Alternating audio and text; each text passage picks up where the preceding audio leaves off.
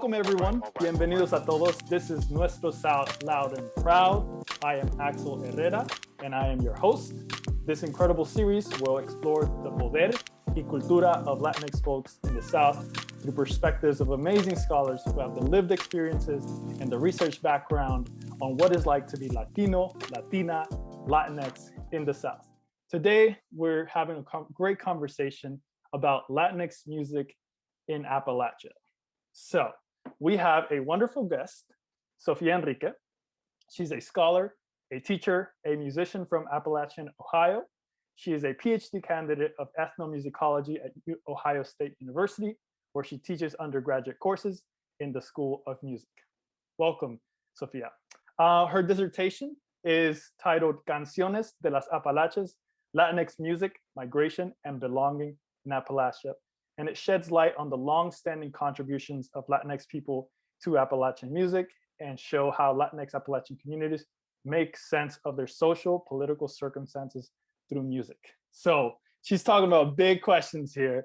And then lastly, she also plays Appalachian and Mexican music styles such as ranchera, she plays bluegrass, and she performs with the folk trio Good Time Girls in Columbus, Ohio.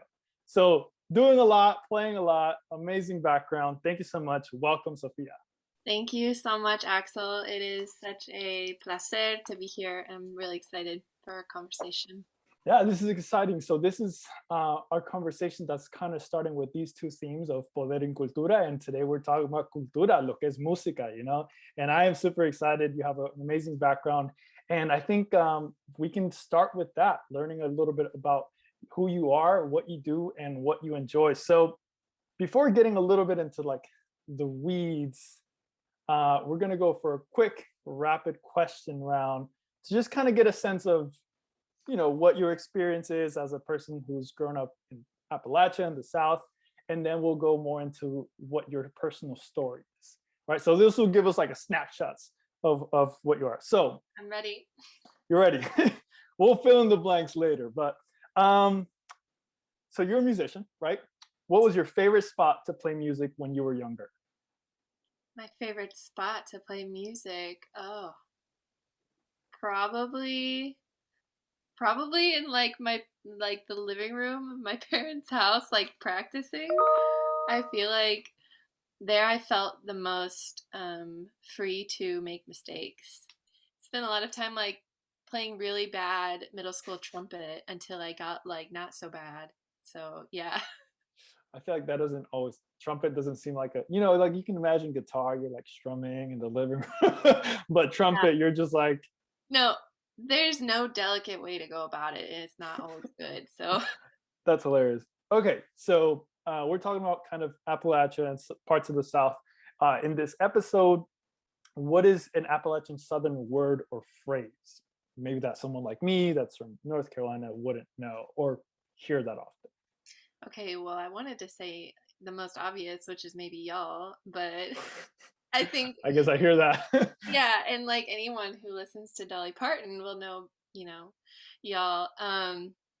Oh, this is a great question.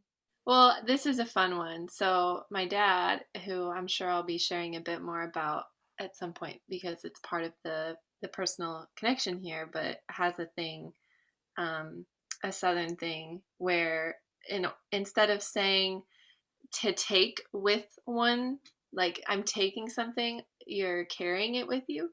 And so sometimes growing up, instead of like, oh, would you like me to carry you to school in the morning? That meant like, would you like a ride to school? All right, next one. Did you grow up in an urban or rural location? And I guess out of those, if you've experienced one or the other, which one do you prefer now? So I grew up in Batavia, Ohio, which is in Clermont County, which is the furthest west Appalachian county in Ohio. So about 40 miles outside of the city of Cincinnati. And it is rural or semi-rural, I would say.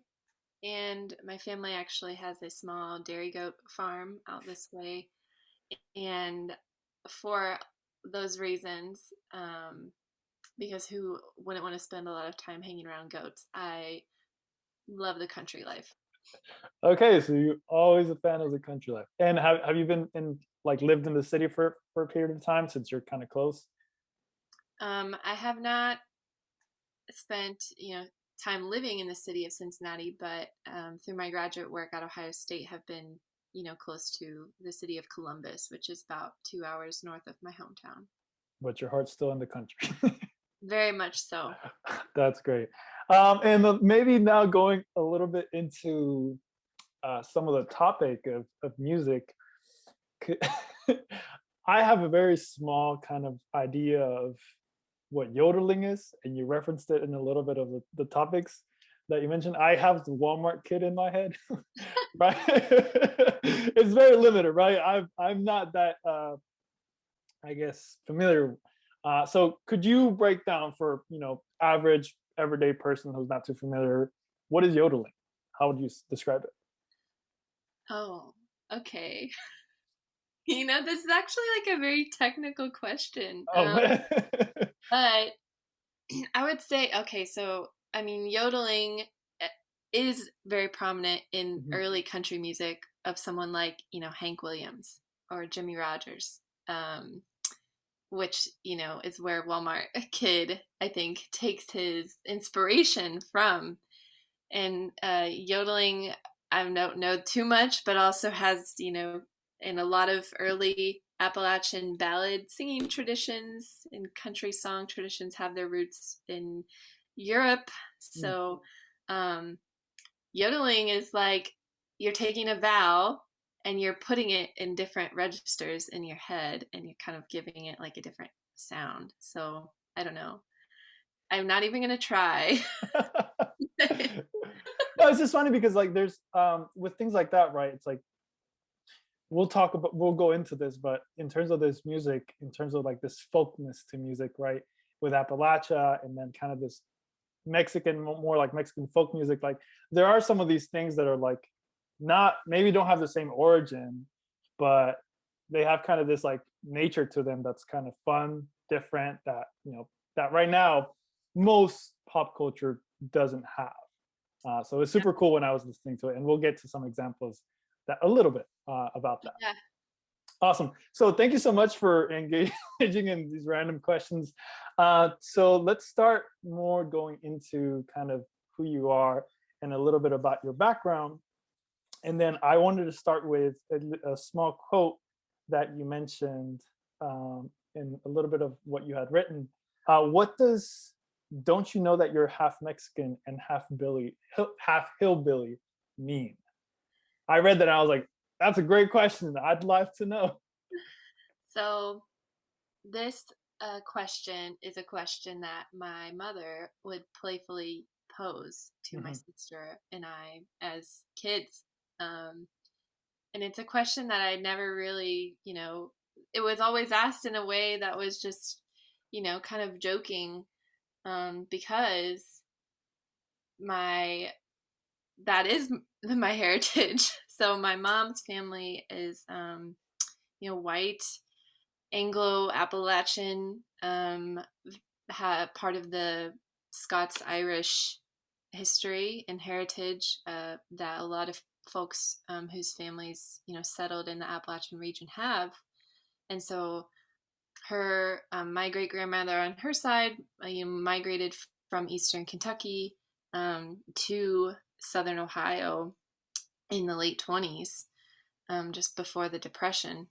And the Mexican side is from my dad, who is a Chicano, but not a Texas or California Mhm. Chicano, but a Mississippi Chicano. So the history of my dad's family is migration to the Mississippi Delta around that same time in the late 20s. So the "Don't you know you're half Mexican, half hillbilly" was always my mom's way of sort of poking at my sister and I's, identity, really, and not in an antagonistic way, but in Mhm. a playful way. So this word hillbilly that often has these derogatory connotations in the same way that Mexican does, was how she saw us. Hmm. That's it's like kind of just taking both of those terms, being like just own it, just take it and run with it. Just owning it. Yeah. Well, that's crazy. So I think, if someone were to tell me right now, yeah, Mexicans in Mississippi, I'd be like, what? If someone tells me Mexicans in Mississippi in 1920, that's even more of a what? So how does your family, in particular, kind of this like migration of Mexican side, come to occupy not only the space of Mississippi, but now more of like the more recent like Appalachia context? Julie Wise, who I know, is a friend, and important person behind the podcast, right? Has written extensively about the history of Mexicanos in the South, and I actually learned a lot of what I know about my family's history from Julie. So shout out to Julie for that is such a valuable resource. And the story that I always knew growing up from my dad's side was that this was a migration. They were sharecroppers, so Mm-hmm. lots of Mexicans migrated to parts of the U.S. South that had sharecropping opportunities, including Arkansas, where my family was originally aiming for, but the water was too high, so they had to settle in Mississippi. What does that mean? The water was too high. It means there was flooding in their fields. So they kept going further. They kept going across the river into Mississippi and Gotcha. settled in the Delta. So that's Cleveland, Mississippi, Northwest Mississippi, Mhm. that region. So that's how they came to be there. It's the classic migration story of taking a economic opportunity, um, perhaps one that, I don't know if the plan was to stay or to come back, as a lot of folks did into the 30s and the 40s, went Yeah. back to Mexico, but my family stayed. So who was it that came first? Was that your great grandparents or? Yes, so this was my great grandparents who, actually, my great grandmother, who I grew up knowing until I was a teenager when she passed, was also born in Mississippi in the 20s or in the teens. So, she was actually already there, and her This is parents Mexican were. great grandmother? This is my Mexican Oh. great grandmother, who was actually, her parents were from Cuba and Mexico, actually Ah. Durango, Mexico. So there's that heritage, and then the other set of great grandparents from the Texas Mexico border near Del Rio and Acuna.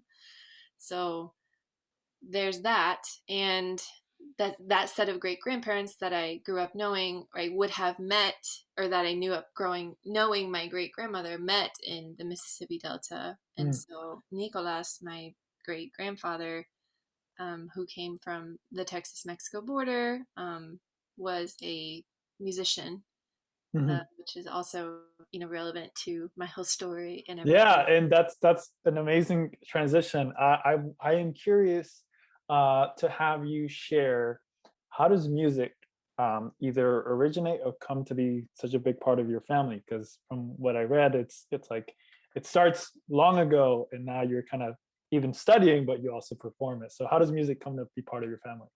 Yeah, it is. It is really central, and I would say it's very visible on my mom's side, right, the Appalachian, the hillbilly side, because I have aunts and uncles and cousins who, Mhm. some of them have also studied music in school. A lot of them played in amateur ways, but the connections to the folk tradition, and particularly country and Mexican music, that comes from my dad's family, and that starts with my great grandfather Nicolas, who would have arrived in Mississippi as a teenager, Mhm. um, but knowing some basics about the fiddle and the accordion, and he got good, and he became really active in um, Mexican communities in Mississippi. So he played the fiddle at Mexican country dances, but he also hung out with a lot of non-Mexican people and played,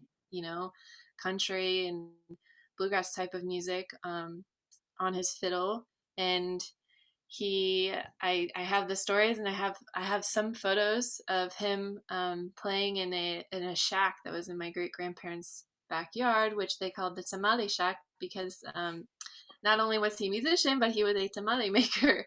So I have some anecdotes from his friends and some of his students or mentees, so to speak, of going to play and to practice at his tamale shack and leaving smelling like tamale. Did they eat at the same time? I would hope so. I mean, Yeah. yeah, how could you not? Yeah, how could you not? You're right there. It makes them play for longer. You got food here, keep Yeah, going. exactly. Oh, that's great. That's a, I mean, how can you let go of kind of that Yeah, history of and music when it's just always been there? yeah, and so that's my great grandfather Nicolas and my great grandmother Maria. They had 12 children, Hmm.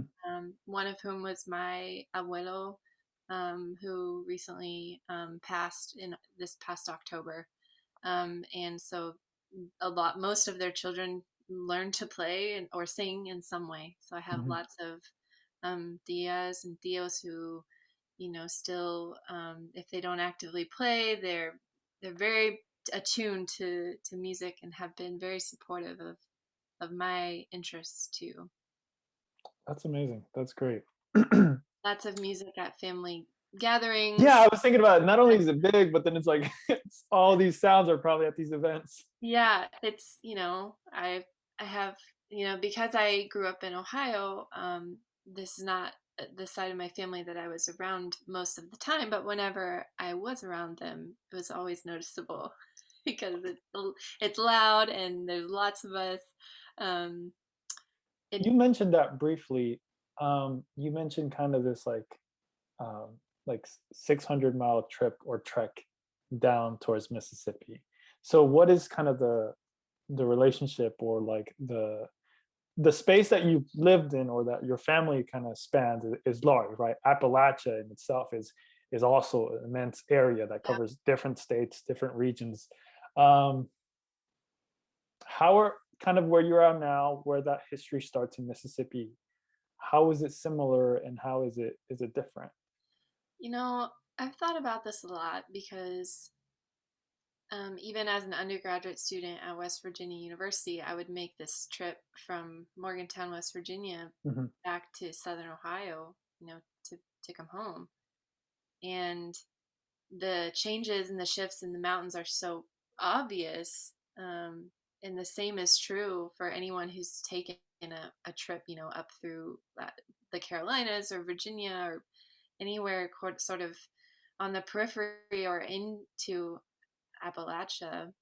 And I think that I always felt this sense of I always felt a sense of being at home in Mississippi, because of these family connections, but also because there's this geographical shift where you're sort of like literally settling into the land there, Hmm. like the flatness of the delta, but also the sort of beginning of what Hmm. is in the northeast direction becomes the Appalachian Mountains. Yeah. And so I imagine these different paths that people like my great grandparents and their parents would have traveled literally, to get to these places where we don't think of Mexican people being. Hmm.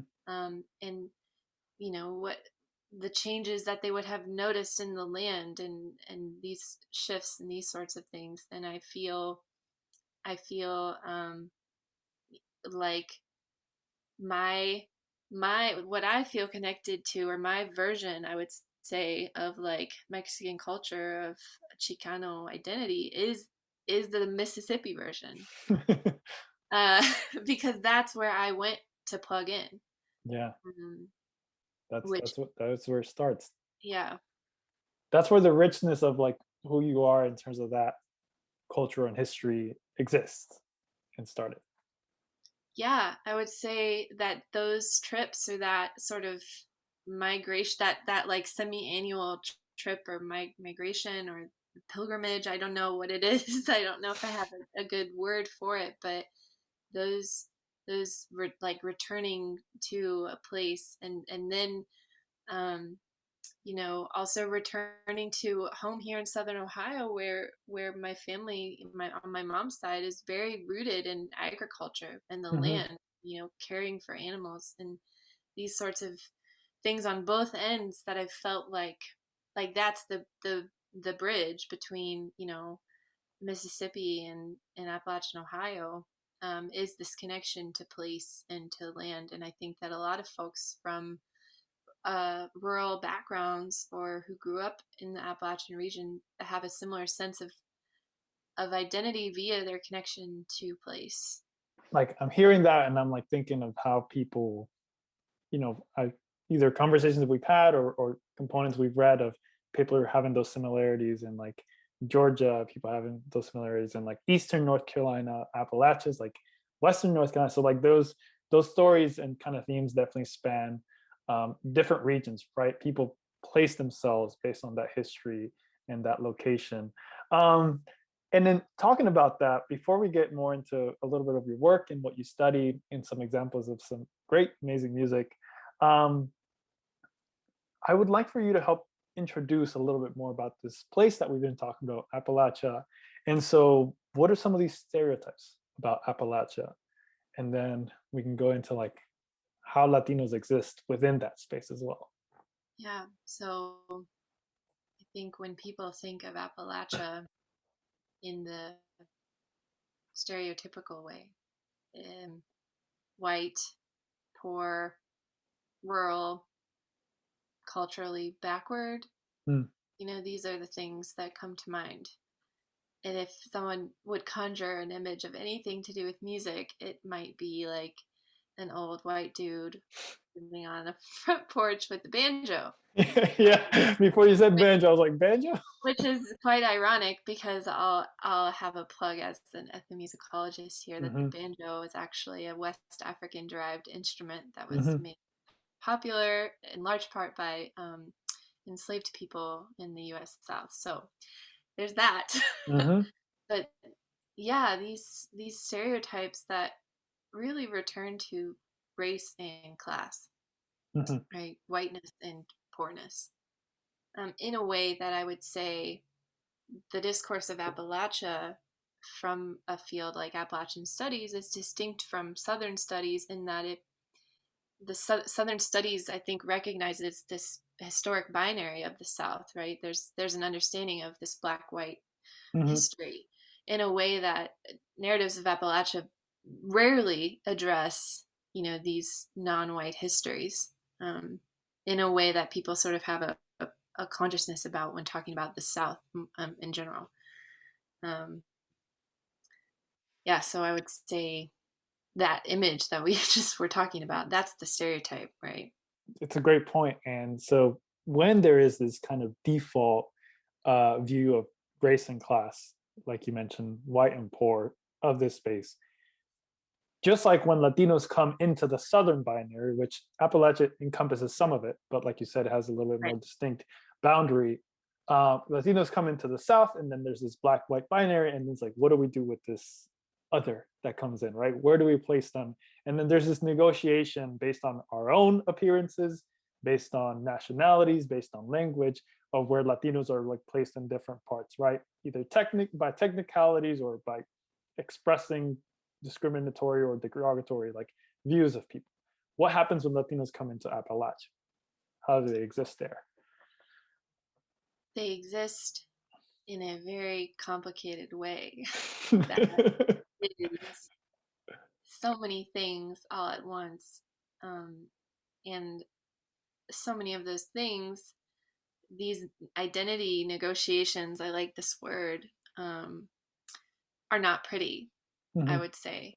And, we're getting into, we're on the outskirts of the conversation about race and colorism and identity in the Latinx community at large, right? Which I know Mm-hmm. that's not our job, that's not our conversation here, but anywhere that, Latinx people form, that these these dynamics will present themselves. And I think if we think about a place like the US South, which, such the intensity of that history of racial violence, it's it's profound, and so how does a group of people who are racialized by a variety of practices and processes, how are they mapped onto that? Well, they really aren't in any neat way. And that's, something that the work of people like, Julie Wise and Cecilia Marquez, they show that, because, we have proof that Mexicans who would have been, probably acquaintances of my family in Mississippi were actively negotiating for, like you all talk about in a previous episode of the show, right? We're actively arguing for Mexican students to not go to Black schools because being seen as Mexican in the U.S. South was preferable to Blackness and always will be in the United States, right? And I think that is a truth and a reality that we really haven't fully reconciled yet within the Latinx community. And, interrogations of whiteness within our community, of colorism. It's been interesting to see different conversations unfold recently via social media and in different scholarly communities too, of, let's talk about what it means for what the diversity of the Latinx community really means, and how do specifically, white Latinxes, or what a lot of folks have tried to, understand as white passing, like, what does that mean? How do you wield that privilege? Like, how do I wield my privilege as someone who benefits from whiteness, like, and as a member of the Latinx community? So I would say in Appalachia, these conversations aren't necessarily happening to my knowledge, but if we're just thinking about the broader racial dynamics that we've kind of identified here, that Latinx people are going to be visibly racialized in a way, but this happens on the spectrum because we're not all the same, and there's this ambiguity and this in-betweenness that happens and has happened historically through things like legislation too, or immigration law and policy. So I'm kind of derailing, but I think the point is that there's a question mark sometimes around, like, where these communities fit in terms of the racial dynamics of a place like Appalachia. Yeah, and I think one of the most elementary or like initial conversations that you have with Latinos and Latino migrants in the U.S. is first this question of visibility, right? And so when someone tells me there's Latinos in Appalachia, I'm like, well, one, I don't know Appalachia, but like, where would they be, right? Where would I find them? And so you referenced this a little bit as well, and I think, depending on the maturity of certain essentially immigrant populations, Right. a lot of those initial conversations start with, one, navigating the racial dynamics of the location, but then also this question of visibility. And if you're thinking about like the Southwest, they're like talking about a whole other different set of conversations than we're talking about in the South. So this question of visibility is one of those initial first ones. Yeah, where do you find Latinos? Yeah. Yeah, the visibility and invisibility question, it's important because, my whole like work is predicated on this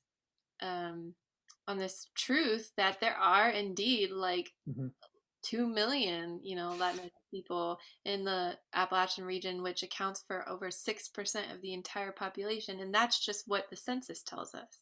Yeah. So, we're not. Which is definitely a super accurate. Right. That's So sarcasm. yeah. And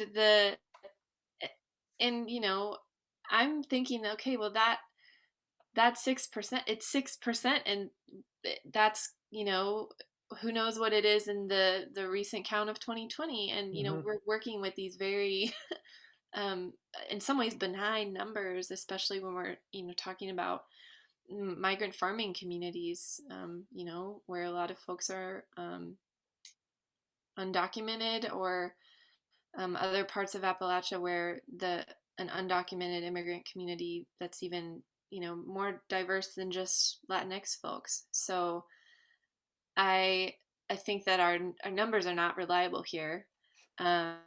But yeah, so if they are indeed there, where are they? And I think that there is historical precedent for this, and I'll share a bit of context. So in my dissertation, I've been working with a collection of photos from the Wilson Archives, the Southern Life Archives at UNC Chapel Hill, and in the Library of Congress. And we have photos of Mexican migrant mining communities in Mm. West Virginia, Morgantown, Oh. where I went to school in 1930s, in the 20s and 30s. So this was a not uncommon tactic for mining companies to recruit immigrant labor, specifically of non-white people, to sort of heighten racial tensions and diffuse tensions of people miners who were striking Mm-hmm. for unfair labor and working conditions. So this tactic of recruiting like black and brown people to work as miners in Central Appalachia worked Mm. in some ways. So we have photo evidence of communities of Mexicans in West Virginia who lived in clusters of houses, and were um, probably, I don't know how many exactly, but we know that they were enough to be involved in their communities and to be active in these local communities. So it happens in these pockets. And I think you see this a lot, in North Carolina, where you have these different pockets of migrant labor farms, where folks might live in a set of acres, and the surrounding community, 10, 15, 20 miles away has no idea. Mm-hmm. Um, and I've found this in my field work as I've encountered folks. Like, here's another anecdote, is that I was participating in a workshop in Matewan, West Virginia, for a public folklore project I was working on. And Matewan is also a historic coal mining town, the site of the Hatfield-McCoy feuds. And there's exactly one place to eat in Matewan, and it's a small Mexican restaurant called Mi Pueblito. And the one of the workers at Mi Pueblito is this really talented Mexican songwriter who's written songs like for Los Tigres del Norte, and Oh, okay. like very he's a tradition bearer, Mm-hmm. a Mexican tradition bearer living in Matewan, West Virginia. So there's these pockets that we find, um, and I think that's how it happens. And the whole, we've been talking about this theme of like rurality. Appalachia also has large urban centers, Mm-hmm. and so these places, like an urban center, gives more visibility to Latinx people by way of it being urban. Yeah. People are more living densely closer together. There's more businesses. This is a whole other history and topic, and I think what we're trying to do really is start introducing just kind of these nuances versus this blanket approach that there's not just, not, I forget the number, but not just like 11 million undocumented, but then there's like probably 40 to 60 million just, not just Hispanics or Latinos, but mixed status families, people from different cultures, generation 1, 2, 3, maybe even 4 or 5. So yeah, exactly. This is like, it's just one part of the nuance that I think it's a great introduction for many of other more people to look into some of the history or visit some of these locations. I think what you said earlier is true. Place like defines a lot, right? And just exploring and seeing that space, I went from like a more urban type setting from high school and college into now a rural setting where I'm living, and the dynamics that happen are completely different, right? And it's, for me, it's been interesting to end up in a rural high school that you would consider typically as kind of like white and farming, but then it's a majority Hispanic high school in rural Eastern North Carolina, right? Those things, once you realize them, they start deconstructing your ideas or your defaults that you had of what it's supposed to be. Yeah. Or, for example, if we talk about rural populations, we a lot of times ignore that rural populations are also Black in many situations, right? For example, I've been in this like political mindset, and I went to this conversation about like kind of breaking down voting patterns and stuff like that. If you talk about rural voters, Black rural voters are very important in many ways. And so, yeah, that nuance is very special, very important, and if anything, needs to be highlighted more. Yeah.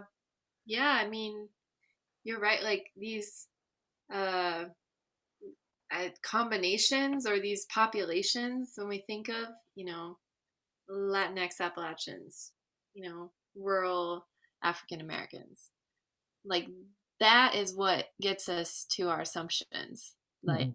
just the surprise, like if there's a reaction or some feeling of surprise or like, oh, that signals, right?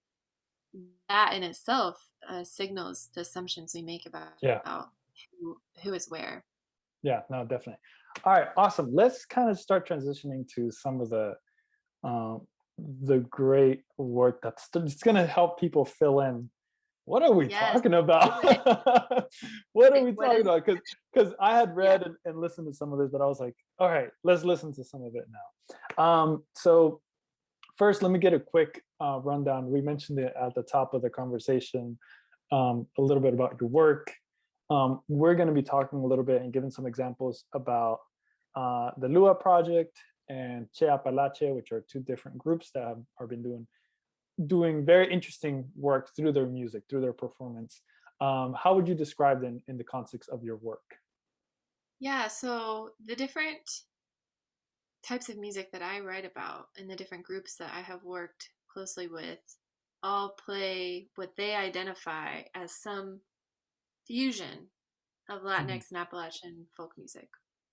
So the Lua Project is based in Charlottesville, Virginia, and play what they call Mexilachian music. And this is a word that I've kind of um, taken in some different directions in my research too. And the Mexilachian music of the Lua Project that's the Mexican and the Appalachian, Mhm. and it's largely influenced by Mexican folk styles like son jarocho and ranchera. And so that's the first group I think that we'll be talking about. Mhm. And the sort of visionary behind the Lua Project is a dear friend and research collaborator of mine, Estella Knott, who I'm sure I'll talk about a bit. And then you brought up Che Apalache, who play what they're actually based in Buenos Aires, Mhm. and they play what Joe Troop, who is the band leader, has identified as Latingrass. Um, so they sort of market themselves as a bluegrass band first and foremost, but are really influenced by the incredibly rich traditions in Argentina, and um, have have sort of taken off in the popular bluegrass world. So I mean, they're playing or were pre-COVID. Oh, they were were playing big festivals and really Oh, that's awesome. they've got a really sort of firm presence in that world. So yeah, we're gonna talk about some Mexilachian and Latingrass. Amazing. So that's great. So let's start and just give folks a little bit of a sense of what that is. So let's just listen to some of this. So this is the Lua Project, and which song is this again? This is, I believe it's called the Immigration song or Desierto and Flor. Great. And so we'll just take a listen to it and then kind of break it down afterwards.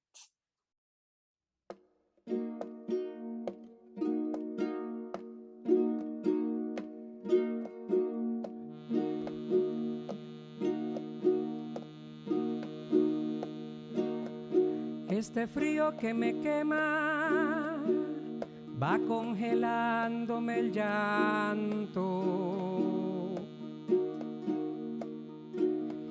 deshielándose la vida con tanto sol de verano.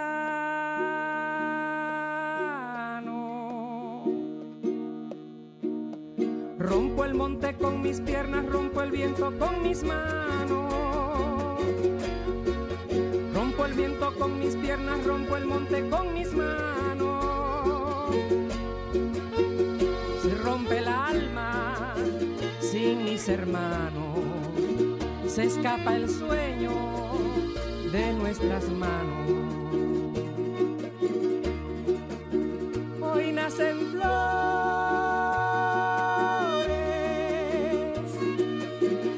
en el desierto,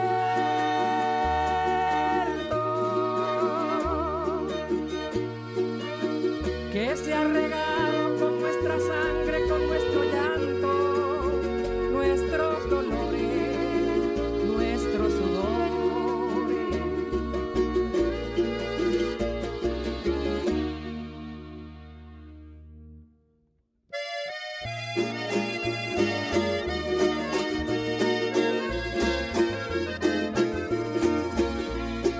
Rock, dirt, and sand, water drifting into land. We make our way from the bottom to the top.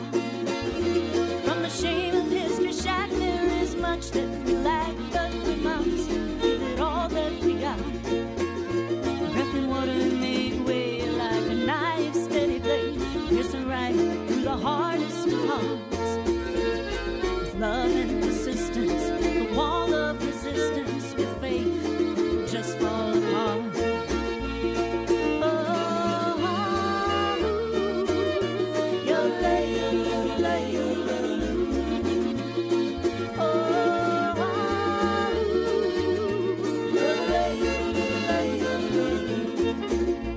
Empty-handed we may come, but the stories we carry beat heavy in our hearts like a drum. The song of what matters is absorbing the chatter and becomes part of the common strum. On a cultural axis we spin as we practice, not knowing which end to let go. Humbly bowing to the image of the grace as we scrimmage, a sacrifice we pure love.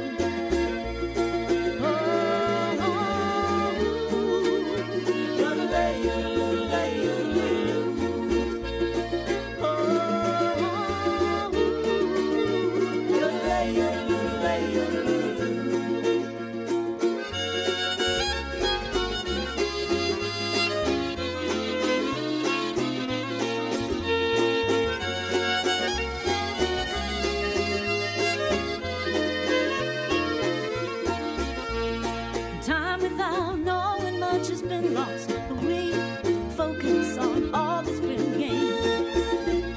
The pain that we carry is so callous, buried uncousined, we send a complaint. We stake it all on our children who bear witness to the dream of becoming a little bit more. On a tightrope of hope, they weave and wobble as we pray that one day they'll soar.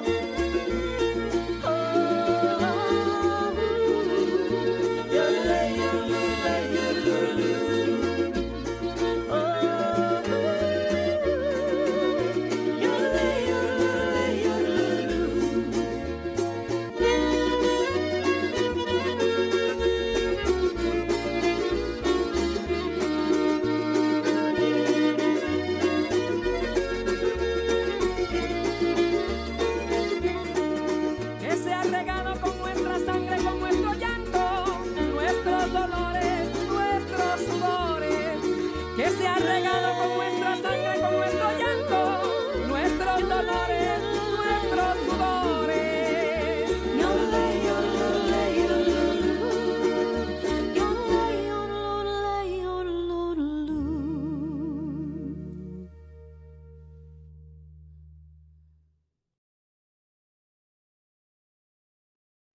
That's so fun.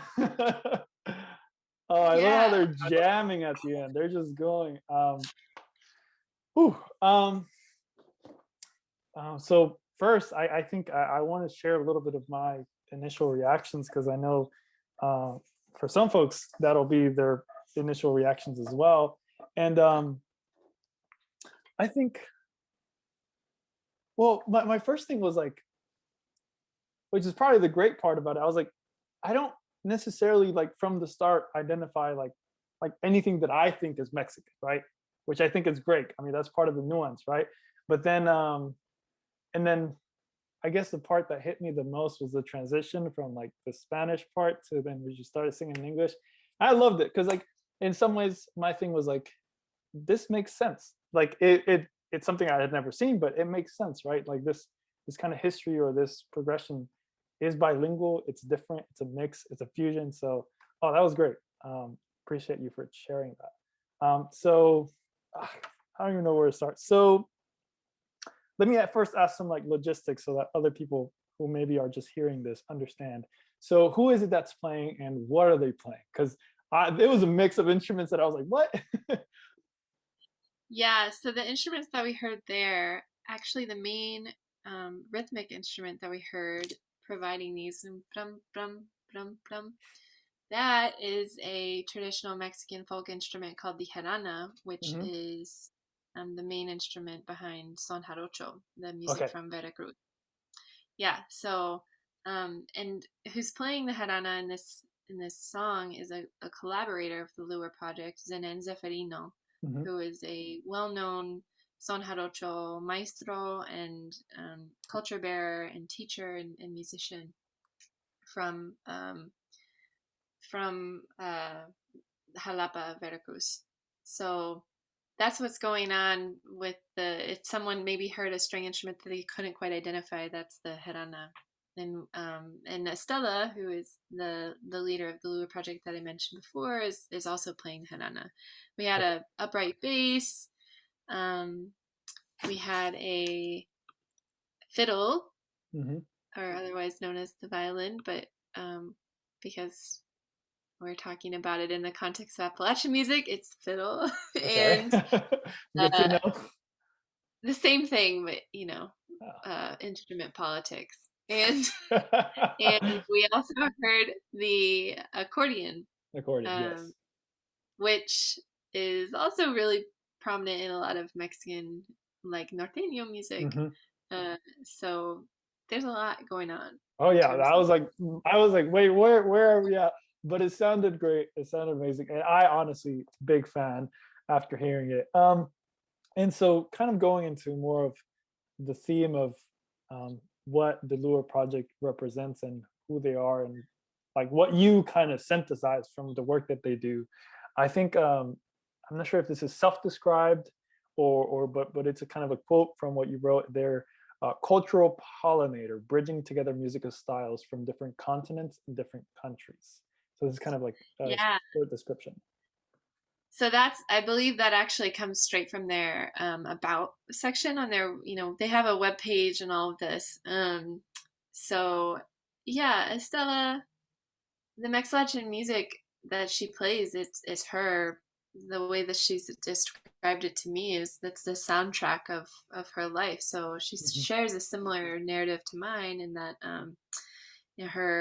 she grew up in rural Page County, Virginia, and her mother is from Juarez, Chihuahua, and her dad grew up there in Virginia. So she has the mixed heritage, but also this Mexican Appalachian history. And I like the song Desierto and Flor because it's a really good example of some of the messages behind their music, which have to do with they can get political. They're talking about borders, and they're talking about migration, and they're talking about families and the struggle of coming to a place and staying. And but there's also, the interplay of the instruments. And so for Estela, I don't want to speak for her, but what my conversations with her always come back to is this Mexilachian music becomes this tool, the storytelling tool. And it's not only speaking to stories that are that are happening right now, migration stories, but it allows us to go back to this history that we talked about before. There are other examples, where the musical blending is a bit more obvious. Like there's banjo and jarana, or Estela's dancing zapateado, which is a percussive Mexican folk dance, and then doing Appalachian clogging. So this happens in so many different ways, and like you point out too, Axel, with the language, it's linguistic. It's going back from English and Spanish, and it's Spanglish, and it's pronouncing, Spanish words like estilo a la pocha. Like it's, like it's all of these things that get to be when you're dealing with this framework of Mexilachian music. You mentioned that kind of the Lua Project's focus is kind of more on like this internal or community journey of like who we are, how do we define ourselves, where do we create our space. And in this series, we're kind of talking about poder and cultura, right? Power and culture. But those aren't necessarily like mutually exclusive, right? In a sense, the cultura that she's drawing from, that a lot of these musicians are drawing from and creating, is essentially powerful in itself, which is amazing because it not only empowers someone like Estela or someone like you to find and create your own space and create your own kind of culture and identity, but then you can also project that out to where you're existing. Yeah, I mean, I agree with what you just said, in that the culture comes from that, or the strength comes from that cultural, this new, it's new, it's fresh, it's interesting, and it's like kind of hard to characterize because like we just talked about how it's not new and fresh because this history is a lot deeper and richer than we think. But at the same time, like the combination of these two cultural paradigms just open up like this endless space of storytelling, of identity. I think a lot when I think about the work of Estela and the Lua Project, I think about Gloria Anzaldúa, the Chicana feminist writer who, wrote about like the power and the strength of standing in these two places at the same time, and that is the space of the Chicana. And I think for the Chicana in Appalachia, like that's a different space, right? Like it's another space, it's an additional space. So yeah, it's a different bridge that's being built. Yes, and it's really powerful, and it's a really rich culture. So I think that it's all of those things. Yeah, that's great. So and kind of, so you mentioned that kind of Lua Project has this sense of community and building solidarity and growing in that sense. The next group that we introduced earlier on, that you mentioned, Che Apalache, they have a little bit more of a contrast where they use what you talk bluegrass, but they use it in kind of a different way than what you would typically perceive are like the default cultural or political givens of what exists in Appalachia. So there's a sense of resistance in that. So yeah, you described it as engaging another dimension of U.S. border politics in Appalachia by engaging these sentiments of protest and resistance within a very traditional Appalachian space in music. Anything else you want to add about kind of how you define them versus the Lua Project, or in complement to the Lua Project? Yeah, I would say in both cases, right, these are both artists who are very intentional about their messages, and I think that's clear just by listening to their music, right? These are carefully chosen words and ways of weaving Spanish and English. And I think with the Lua Project, they are so active in their local communities. So Estella and her partner Dave run a early music education program together, and early childhood education. And they're very active in the local Charlottesville community. They help to organize all sorts of arts festivals and have really, really firm connections. And so I think that they're speaking to a more local experience in a lot of their music. And in the case of Che Apalache, they are doing this sort of international, solidarity building work through these anti-immigration messages, anti-border wall, messages, which is very clear in the song that you're going to share with us. Yeah, so we're going to go right to it. We're going to share this Latingrass Che Apalache. And I have questions of where they are and what this event is, but we'll do it after. The video is, I can give the context. So the performance is at the Galax Old Time Fiddlers Convention in Galax, Virginia, which is one of the longest standing old time music gatherings in the country, and very visible in Appalachian music communities. So if you want to go and hear traditional Appalachian music, Galax is a place to be. So I think that helps contextualize what we're about to hear. Got it. Yeah. So the audio will be a little bit different, but it's a good scene to visualize and to be able to witness. Number 87 coming to us from Buenos Aires, Argentina. Yeah. This is Che Apalache, 87. And they're going to be doing The Wall, number 87.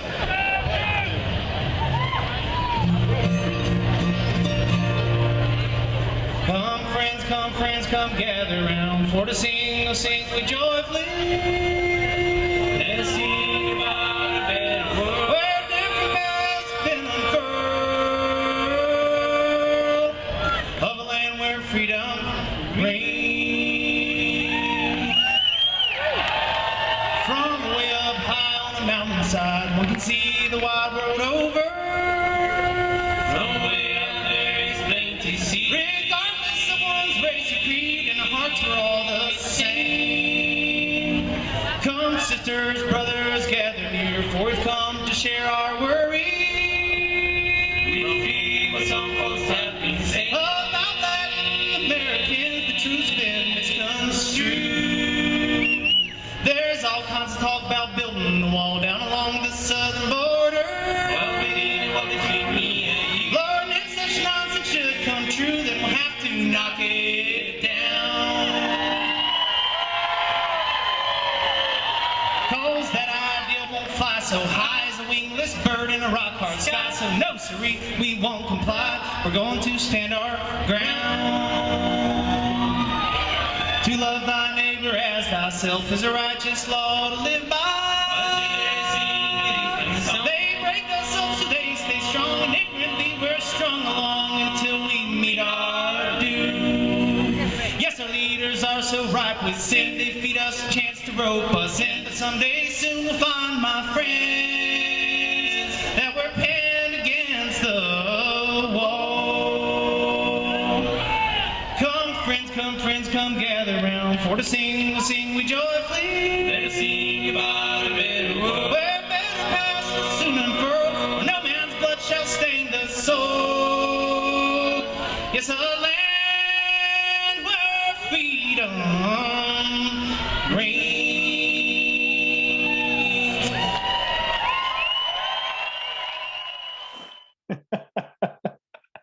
Oh, I heard those back to back, and I was like, this is, it threw me off. I was like, all right, this is definitely different.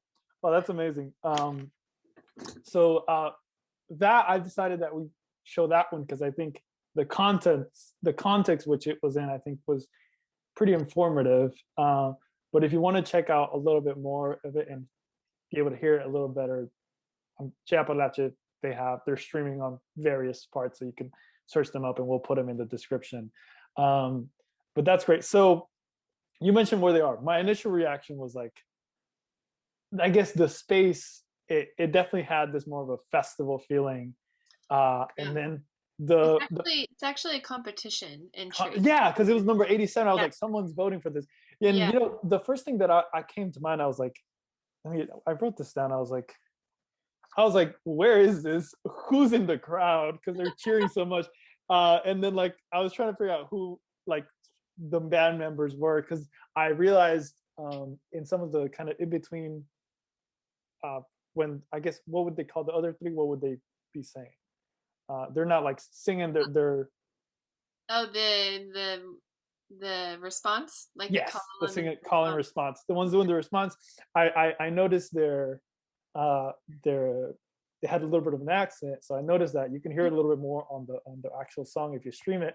And then what made me laugh in the beginning was the accent of when they were introduced, of the guy who has a very, very, very strong accent, saying from Buenos Aires. Oh, that was great. Oh yeah, we got that hard R. Yeah, and that so like maybe I can just say what's going on here. Like, so this style of singing, traditional like early bluegrass gospel singing, which, you know, gospel, like white gospel traditions came from, you know, gospel started with Black communities and sort of emerged in these different substyles, one of which became bluegrass gospel. So you would hear people like Bill Monroe sing in what was called the high lonesome style of singing. So it's this high-pitched male falsetto bluegrass voice, which Joe Troop, who is actually the only non-Latinx member of Che Apalache, who's from North Carolina, you know, that's sort of the persona that he has. Like, you're noting these different accents. So his very gospel-y Southern way of singing, and then the response of his bandmates, right, in Spanish, in their Spanish accented English, is noticeable. And I think that's kind of part of I think there's like an intention there too. Yeah. And of course, their message is very clear, right? Yeah, that's, you know, the other amazing part that we need to get into. And because of the specific style that they're singing, I don't think it's super easy when you hear it the first time. It's a little clearer if you stream it or search it up. But one of the parts that I found fascinating, because the crowd was also cheering about when they like kind of like finished this, as so the kind of repetition is like, come sisters, brothers, gather near, we've come to share our worries, right? And then the response goes, we fear what some folks have been saying. And then Joe mentions, about Latin Americans, the truth's been misconstrued. And then it says, there's all kinds of talk about building a wall down along the southern border. And then the response is about building a wall between you and me. And then this is where it was so interesting that they got a positive response. It says, Lord, and if such nonsense should come true, then we'll have to knock it down. Very explicit. And they're saying this in like, I guess in a very traditional Appalachian type of setting. What do you make of that? Yeah, so I've asked Joe about, you know, if there was a sense of risk, and the conclusion seemed to be yes, and that, you know, they and I should also contextualize this, that this, I think, was actually the same weekend that on the other side of Virginia, in Charlottesville, where the Lua Project is based. So this video is from August 2017, when the domestic terrorist rally in Charlottesville, right, resulted in the death of Heather Heyer. So the, you know, right-wing neo-Nazi gathering in Charlottesville, and then for a group like Che Apalache to come and make such a political statement in the wake of that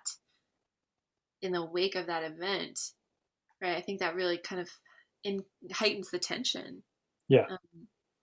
And I think that this shows you a lot about maybe Appalachian music communities that, yes, this is probably a like majority white gathering, but that these spaces are increasingly, not only increasingly progressive, but increasingly diverse, which is exciting and I think important for the future of Appalachian music.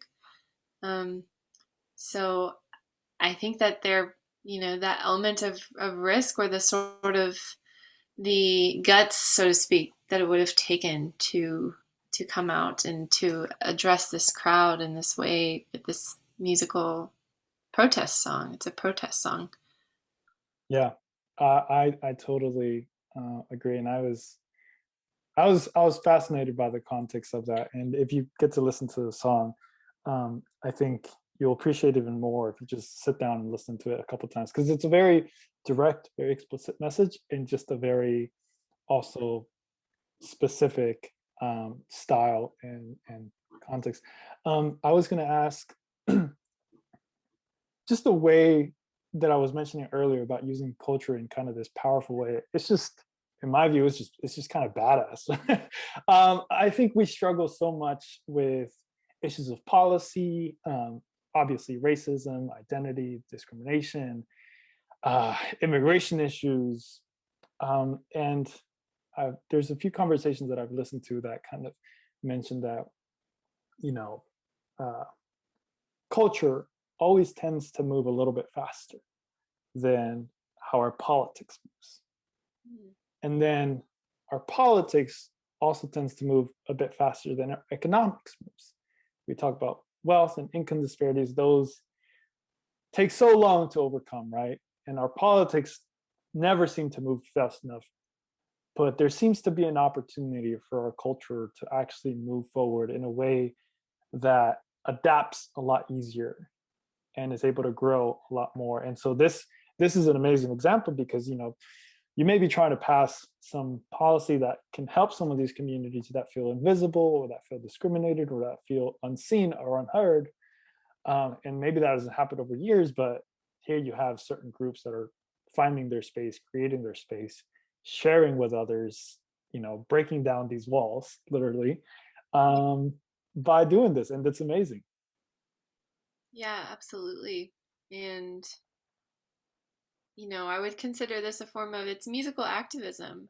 I haven't even brought up, and it's not, these aren't just two examples from two groups. We could have a whole nother podcast episode about a group based in Kentucky called Appalachian, and they, host a program called Cornbread and Tortillas, and, they're doing a whole other set of things. So do they invite Mitch McConnell? What's that? Do they invite Mitch McConnell? Great question. What was funny was, like, you mentioned in one of the things that in Berea College, Kentucky, they had a mariachi ensemble. I was like, I don't think we have that even here in North Carolina. I was like, what? Yeah, you can take mariachi for college credit at Berea, Kentucky.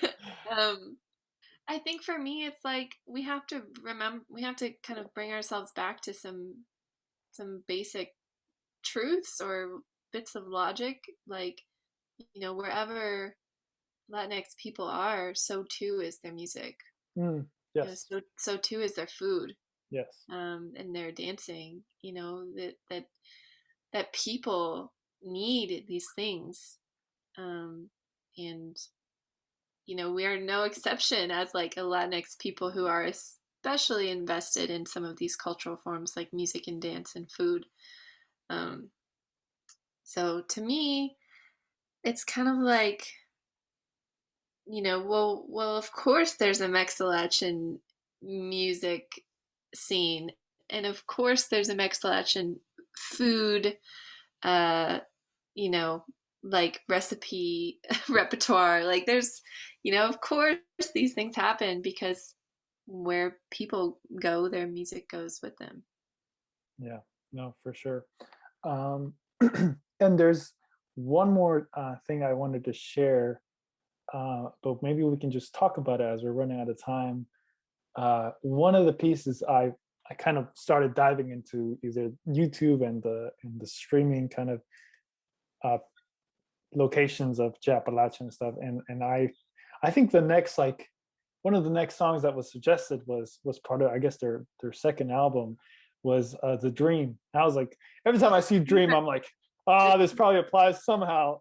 And I watched the video, and honestly, I was super emotional. It was not only a great production, but like it was very powerful. And I'm happy to share this. We'll put this maybe at the end for people to like just sit and listen to it and kind of get a sense of what you mean by this like activist music and performance musicians.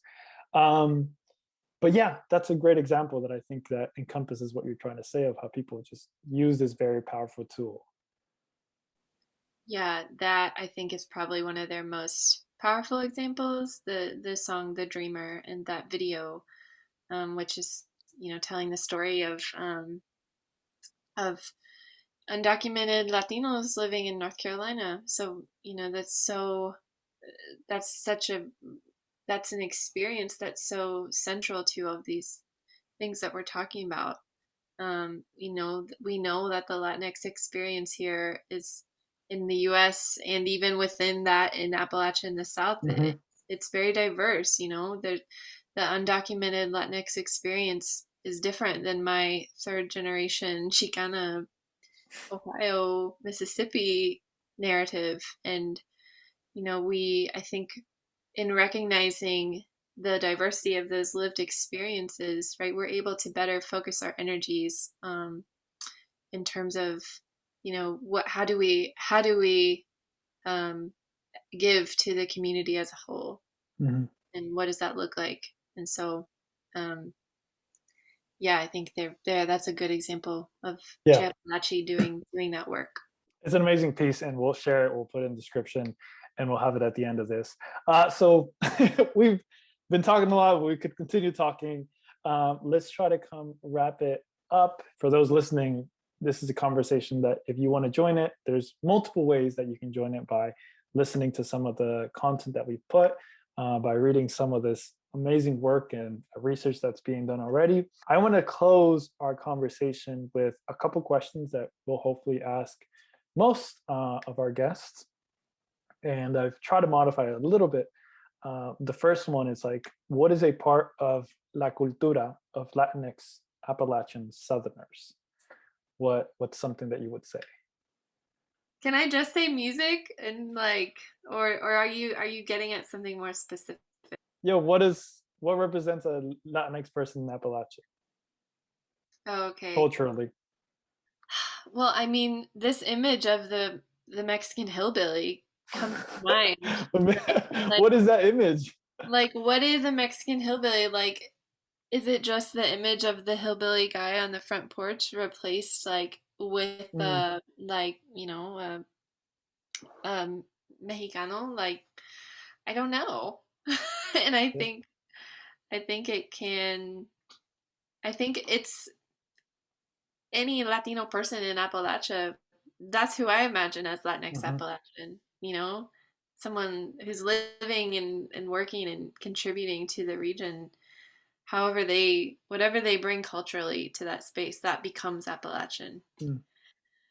That's great. It's ever evolving, it's growing, it's changing. And I think that ties into a little bit of something that I thought when I was reading some of this and looking at this. Latinos or Latinx immigrants tend to have this kind of label placed on them as they're ahistorical, unmoving, unchanging, can't assimilate. But it's totally the opposite, right? Wherever they come into, not only are they informed by the context in which they're in, and you get Mexilachian music, but they also provide and give to it whatever culture, whatever traditions they're bringing into it. And I think this, as an example, is great, right? It isn't some like unmoving kind of like, all you are always is just labor that exists, right? You kind of evolve and grow and create this new context by entering this space. And then based on your experience and work, what is something that for you represents this concept that we're trying to build of Nuestro South? Well, I love just the linguistic, idea here. of claiming the South as ours in the context of the Latinx community. And I think that Stella labels her music in the Lua Project as Mexilachian, and that's a term that her and I have sort of mulled over and dreamed about, and just all of the possibilities and the potentials. And for me, it's like, well, if even practically, what is the future of Nuestro South? It is Mexilachian, and it is, it's all of these things. It is Appalachian, and it's Mexilachian, and I feel like this notion of what I call in my dissertation, a Mexilachian future of the South, and of Appalachia, that, I'm thinking about generations now who will have Latinos who will have grown up and experienced Appalachia as home. That's the point that we're at. We're there. It's not like we're talking about years and years in the future. Like that's now. And I think that something like Mexilachian music, or just the idea of Mexilachia, there's a place for people to locate their experiences and their histories and their stories in that concept. No, it's an incredible journey that not only didn't just started long ago, but it continues, and I totally sympathize with that. It really does continue with these younger generations, and we're hoping that conversations like this essentially helps them find that history and also find themselves and where they can express themselves. So we appreciate this so much. This was honestly super fun, super entertaining, super educational. We hope for others that it serves that purpose, and we're going to be sharing resources because there's so much more. But thank you so much, Sophia, for all your work that you do, for all your research, and for being so vulnerable to share some of this history and personal story. Well, thank you so much, Axel. Muchas gracias.